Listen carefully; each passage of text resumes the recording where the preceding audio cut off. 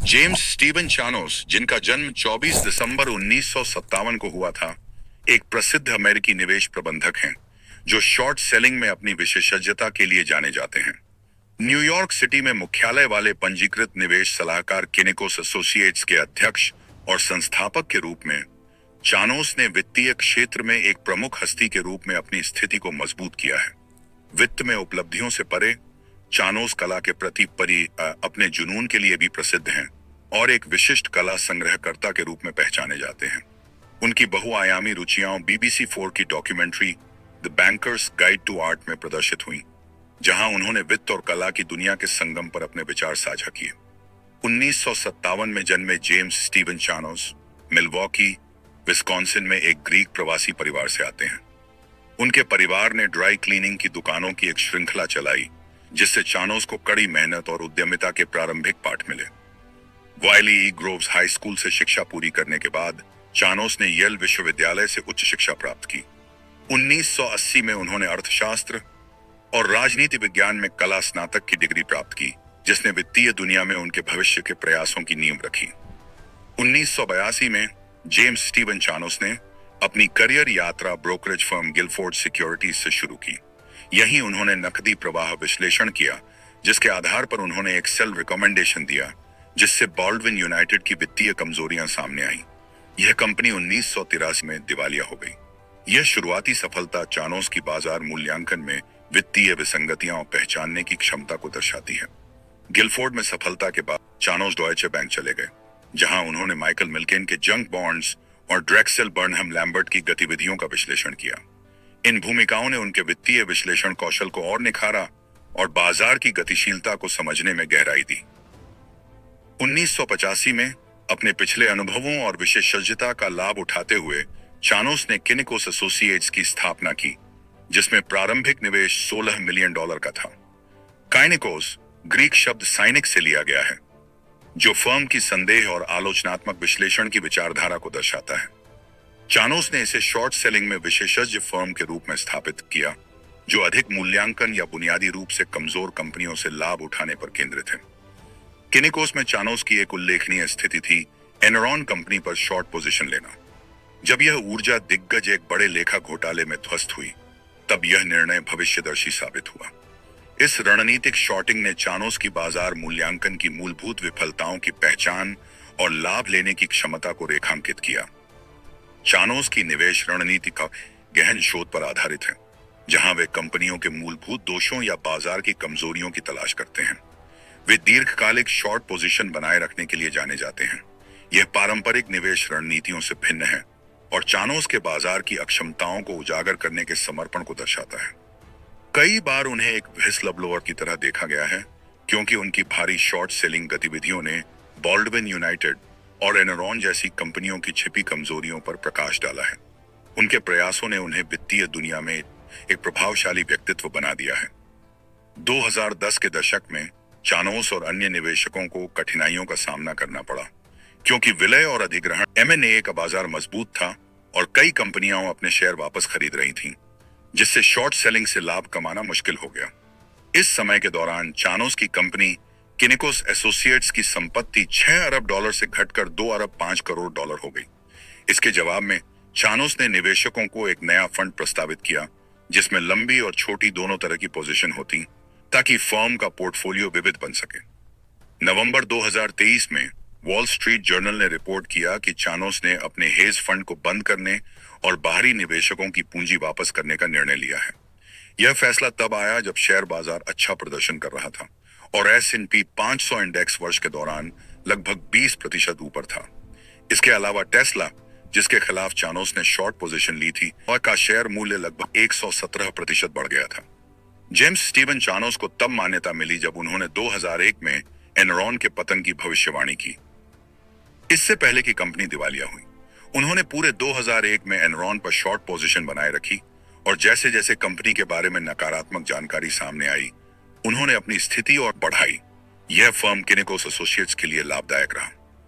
चानोस लंबे समय से चीनी अर्थव्यवस्था को लेकर संशय में रहे हैं। 2009 में उन्होंने चीन की आर्थिक वृद्धि की स्थिरता पर संदेह जताया और इसकी तुलना सोवियत संघ के अंतिम दिनों से की। उन्होंने चेतावनी दी कि चीनी रियल एस्टेट बाजार का पतन दुबई की स्थिति से भी खराब हो सकता है। हालांकि अगले वर्षों में यह भविष्यवाणी पूरी नहीं हुई। चानोस की चीनी रियल एस्टेट बाजार को लेकर की गई भविष्यवाणियां काफी जांच और आलोचना के घेरे में आईं, खासकर जब अनुमानित पतन नहीं हुआ। वित्तीय मीडिया ने उनकी निवेश अंतर्दृष्टियों पर सवाल उठाए, यह दर्शाते हुए कि कई बार उनके अनुमान बाजार वास्तविकताओं से मेल नहीं खाते। इसके बावजूद चानोस ने अपने विचारों पर अडिग रहते हुए चीन में संभावित रियल एस्टेट संकट की चेतावनी दोहराई और तुलना टोक्यो और स्पेन के ऐतिहासिक संपत्ति बाजार संकटों से की। चानोस 2009 से 10 तक चीनी अर्थव्यवस्था को लेकर नकारात्मक दृष्टिकोण रखते आए हैं। 2015 तक किनिकोस के वैश्विक फंडों का लगभग 5वां हिस्सा चीनी शेयरों पर मंदी के दांव में निवेशित था। जब 2015 से 2016 में चीनी शेयर बाजार में गिरावट आई, तब फर्म को लाभ हुआ। 2010 के दशक के उत्तरार्ध में चानोस ने चीनी शेयर बाजार पर अपनी शॉर्ट पोजीशन धीरे धीरे घटा दी। दिसंबर 2017 में शेक्टर वेल्थ फोरम में उन्होंने बताया कि उन्होंने हाल के वर्षों में चीन के खिलाफ अपने दाम को न्यूनतम स्तर पर ला दिया है। सितंबर 2023 में चानोस ने स्पष्ट किया कि अब उनकी फर्म चीन पर भारी शॉर्ट नहीं करती, क्योंकि वहां का बाजार एक दशक से स्थिर बना हुआ है, जिससे शॉर्टिंग कम आकर्षक हो गई है। सितंबर 2023 में ब्लूमबर्ग टेलीविजन को दिए एक साक्षात्कार में चानोस ने स्पष्ट किया कि उनका मानना यह नहीं है कि चीनी अर्थव्यवस्था पूरी तरह से ढह जाएगी, बल्कि वह एक संक्रमण से गुजरेगी। उन्होंने सुझाव दिया कि चीन को अपने विकास मॉडल को निवेश आधारित से उपभोग या सेवा आधारित की ओर स्थानांतरित करना होगा, जिसमें काफी चुनौतियां आएंगी। 2013 में सीएनबीसी के इंस्टीट्यूशनल इन्वेस्टर डिलीवरिंग अल्फा सम्मेलन के दौरान चानोस ने खुलासा किया कि उनकी फर्म ने कैटरपिलर इंक पर शॉर्ट पोजीशन ली थी। उन्होंने इसे चीन के इंफ्रास्ट्रक्चर निवेश बूम से जुड़ी सफलता बताया, जो अब उनके अनुसार समाप्त हो रहा था। 2016 में उन्होंने चीन के रणनीतिकरण और रियल एस्टेट बबल को लेकर चिंता जताते हुए इस दांव को दोहराया। 2013 से चानोस टेस्ला इंक के प्रति नकारात्मक दृष्टिकोण रखते आए हैं और सार्वजनिक रूप से कंपनी की संभावनाओं पर सवाल उठाते रहे हैं। हालांकि उन्होंने आधिकारिक तौर पर 2016 में टेस्ला पर शॉर्ट पोजीशन ली, लेकिन 15 से 21 के बीच टेस्ला के शेयरों में 2200% से अधिक वृद्धि हुई, जिससे 20 में चानोस की फर्म को भारी नुकसान हुआ। फर्म के प्रबंधन अधीन संपत्ति $932 मिलियन से घटकर लगभग $405 मिलियन रह गई। इसके बावजूद चानोस ने टेस्ला पर अपनी शॉर्ट पोजीशन बनाए रखी और इन नुकसानों को स्वीकार किया, पर शॉर्ट पोजीशन ली। यह निर्णय उन्होंने मडी वाटर्स रिसर्च के कार्सन ब्लॉक की सलाह पर लिया। अप्रैल 2020 में कंपनी ने एक प्रतिभूति फाइलिंग में खुलासा किया कि उसके मुख्य परिचालन अधिकारी ने 2019 में लगभग $310 मिलियन की बिक्री का फर्जीवाड़ा किया था, जिससे शेयर में 70% की भारी गिरावट आई। चानोस ने ऐसी कंपनियों की आलोचना की जिनकी वृद्धि दर अस्थिर होती है और व्यापार मॉडल संदिग्ध होते हैं, और निवेशकों के लिए ऐसे शेयरों में जोखिम पर बल दिया। चानोस ने वायरकार्ड एजी पर एक जर्मन पेमेंट प्रोसेसर पर शॉर्ट पोजीशन ली थी, जिसकी कीमत जून 2020 में लगभग 96% गिर गई। यह भारी गिरावट तब आई जब वायरकार्ड के ऑडिटर ईयू ने खुलासा किया कि कंपनी के खातों में लगभग $2 अरब 100 मिलियन गायब हैं। इसके बाद वायरकार्ड ने स्वीकार किया कि यह बड़ी राशि संभवतः कभी अस्तित्व में ही नहीं थी। चानोस ने वायरकार्ड की लाभप्रदता पर संदेह व्यक्त किया और संकेत दिया कि यह कंपनी शायद कभी वास्तव में मुनाफे में नहीं रही।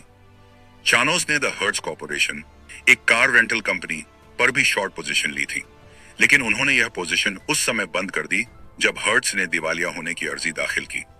उन्होंने यह संदेह व्यक्त किया कि हर्ट्ज एक मंदी के दौर में जीवित रह पाएगी या नहीं, जिससे यह पता चलता है कि उन्हें कंपनी के दीर्घकालिक भविष्य पर भरोसा नहीं था। बावजूद उन्होंने हर्ट्ज के दिवालिया होने से पहले ही अपनी शॉर्ट पोजीशन बंद कर दी, जो बदलती बाजार परिस्थितियों के जवाब में एक रणनीतिक कदम था। चानोस ने बियॉन्ड मीट, जो पौधों से बने मांस के विकल्प बनाने वाली कंपनी है, के खिलाफ भी शॉर्ट पोजीशन ली हुई है। उन्होंने कंपनी के मूल्यांकन पर चिंता जताई, यह कहते हुए कि बियॉन्ड मीट अब भी अपने राजस्व का लगभग 10 गुना पर ट्रेड कर रही है, जो उद्योग मानकों की तुलना में अत्यधिक है। चानोस ने कंपनी की घटती विकास संभावनाओं को रेखांकित किया और सुझाव दिया कि अब यह एक ग्रोथ कंपनी नहीं रही। बियॉन्ड मीट के शेयर इसके आरंभिक सार्वजनिक निर्गम आईपीओ के बाद से अब तक 54% तक गिर चुके हैं, जो इस बात को दर्शाता है कि निवेशक कंपनी की बढ़ती प्रतिस्पर्धा के बीच अपने मार्जिन बनाए रखने की क्षमता को लेकर आशंकित हैं। किनिकोस एसोसिएट्स की उत्पत्ति। एक हेज फंड आइकन। 1985 में जिम चानोस ने किनिकोस एसोसिएट्स की नींव रखी, जो शॉर्ट सेलिंग की कला में क्रांति लाने वाला एक हेज फंड बना। बाजार पर गहरी शंका रखने की अपनी दृष्टि के साथ चानोस ने इस फर्म को किनिकोस नाम दिया, जो ग्रीक शब्द सिनिक से लिया गया है। इस नाम से चानोस के पारंपरिक सोच पर सवाल उठाने और बाजार प्रवृत्तियों की आलोचना करने वाले दृष्टिकोण की झलक मिलती है। स्थापना के समय से ही किनिकोस एसोसिएट्स वित्तीय नवाचार की अग्रणी रही है और शॉर्ट सेलिंग रणनीतियों में विशेषज्ञता रखती है, जो पारंपरिक बाजार मानकों को चुनौती देती है। चानोस की पैनी निगाहों और अडिग दृढ़ता ने इस फर्म को अनेक आर्थिक उतार चढ़ावों से पार कराया है, जिससे यह हेज फंड उद्योग में एक अग्रदूत बन गई है। वित्तीय कौशल के लिए प्रसिद्ध जिम चानोस ने रियल एस्टेट क्षेत्र में भी उल्लेखनीय निवेश किए हैं। न्यूयॉर्क सिटी और मियामी के बीच अपना समय विभाजित करते हुए उन्होंने 2008 में मैनहट्टन में एक पेंटहाउस कॉन्डोमिनियम $20 मिलियन में खरीदा था। उन्होंने इसे 19 में $34 मिलियन में बेचने के लिए सूचीबद्ध किया, लेकिन यह बिक नहीं पाया। हालांकि मई 2023 में चानोस ने इस पेंट हाउस को घटे हुए मूल्य 23.5 करोड़ में दोबारा बिक्री के लिए रखा। फरवरी 2021 में चानोस ने ईस्ट हैम्पटन में 3 एकड़ के समुंदर के किनारे वाले संपत्ति को $60 मिलियन में बेचकर सुर्खियां बटोरी। मियामी में उन्होंने 2003 में एक लग्जरी अपार्टमेंट $3.11 में खरीदा था और बाद में उसी इमारत में एक निचली इकाई अपनी स्टाफ के लिए ली थी। हाल ही में मई 2023 में चानोस ने स्टाफ अपार्टमेंट को $4 मिलियन और मुख्य कॉन्डोमिनियम को $21 मिलियन में बिक्री के लिए बाजार में रखा, जिससे उनकी विविध रियल एस्टेट संपत्तियों का पता चलता है। जिम चानोस की कुल संपत्ति का अनुमान लगाना उच्च वित्त की अस्थिरता और जटिलताओं के कारण एक कठिन कार्य है। हालांकि माना जाता है कि यह लगभग $400 मिलियन है। यह ध्यान रखना आवश्यक है कि नेटवर्थ का निर्धारण अनुमान पर आधारित होता है और यह बाजार की अस्थिरता और निवेश के नतीजों पर काफी निर्भर करता है।